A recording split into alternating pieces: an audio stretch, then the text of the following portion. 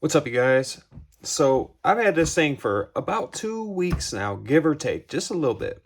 This is the AK104 from Palmetto State Armory. They did send this rifle to me. It is chambered in 7.62 by 3.9, and yes, it has a brace on it because it's considered a pistol. So I'm going to go over what I got with it and what I added to it. So what I added to it first, which would be the EOTech, the O-Light, and a Magpul hand stop. What I got with it would be the brace, the pistol brace. Now, talking about the brace a little bit, you know, I've heard and I've seen videos that these things aren't the most sturdy things out there. They definitely are not sturdy if you're going to compare them to like a stock, but it is sturdy enough. It does have some downsides to it though that I don't dig, but they aren't deal breakers for me. Let's get into that. So if we go to fold the stock, so first off, if you're going to fold the stock, you want to put your thumb right here, just kind of pull up on this, and then that'll give you the option to fold it up. So you go to fold it, and it does not reach this tab right here. Now, grabbing this rifle, the AK103, you can see that tab in there. See that tab? That locks in the stock. This tab really has no use unless I put the stock on there. But if I did put the stock on there, which the stock would fit on here, all I'd have to do is just push this button. That would collapse the stock. That's the only downside to having this brace. Otherwise, you know, it's still nice. One of the other downsides to not having actual stock is you can't put your cleaning kit in there. That's not a deal breaker. But I do wish it had the little sling swivel. I do like this sling swivel. Now, it does have a side mount. All AKs should have a side mount, so you have the option. All AKs.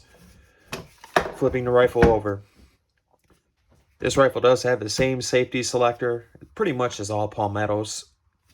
They're really nice.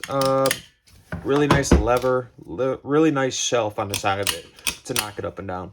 Kind of sucks for me being left-handed. This is my left hand.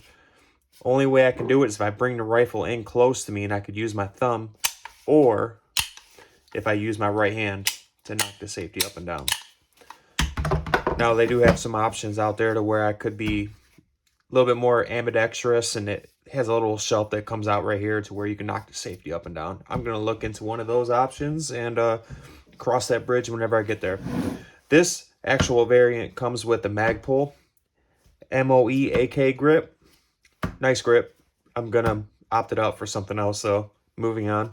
ALG. This one came with the ALG as well. I love ALGs. There's not really too much to talk about, except if you haven't tried an ALG on an AK, I highly suggest that you do. Magazine fitment. All my magazines, I got about 8-9 different magazines, plus a couple drums, and all the mags fit in here pretty well. They all lock up differently and all sit in there differently. All AKs are different. It also has Russian writing on here. That's pretty cool.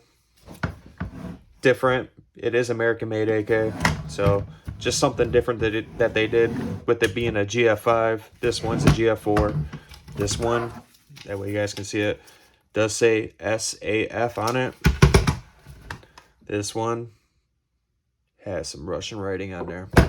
Now, this one also has the PSA, I think it's called a SLR.